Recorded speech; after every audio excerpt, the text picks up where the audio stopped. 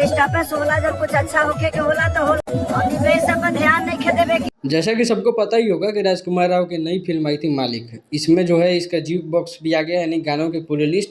खेसारी लाल यादव से इसमें affair song गाया गया था, जिसको खेसारी म्यूजिक वर्ल्ड पे भी अपलोड किया गया म्यूजिक वर्जन इसका। अब इसका वीडियो वर्जन आया नहीं है। दूसरा कि फिल्म के अंदर भी खेसारी लाल यादव के गाने को यूज़ नहीं किया गया, जिस तरह से पवन सिंह के गाने को यूज़ किया गया था। और इसका थंबनेल भी बहुत सारा वायरल हो रहा होगा यूट्यूब पे, आप देख ही सकते होंगे। जहाँ भी सर्च कीजिएगा ये थंबनेल अलग अलग तरह के आ जाएंगे आपको।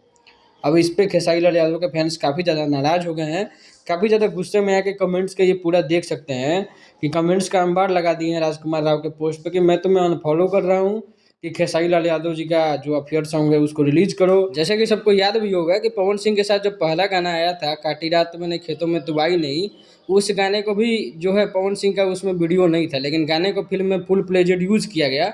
उसमें चुम्मा सॉन्ग भी आया जिसमें पवन सिंह खुद उसमें अपीयर थे, दिखाई दिए। लेकिन पवन सिंह के जगह पे खेसारी लाल यादव का जब बारी आया तो उनको फिल्म से हटा दिया गया गाने से। इन सब चीज़ों के बाद खेसारी लाल यादव के जितने भी विरोधी हैं उनको तो खुशी का मौका मिल गया, और खेसारी लाल यादव के जितने भी सपोर्टर हैं काफ़ी ज़्यादा गुस्से में हैं। ये भी बोल रहे हैं कि खेसारी का गाना यूज़ किया होता तो थोड़ा ज़्यादा कमा भी लेता, लेकिन अब कमाई देख सकते हो 3 दिन का 15 करोड़ ही फिल्म कमा पाई है 3 दिनों में, और 25 करोड़ का टारगेट दिया जा रहा है, यानी फिल्म पूरी तरह से फ्लॉप होगी।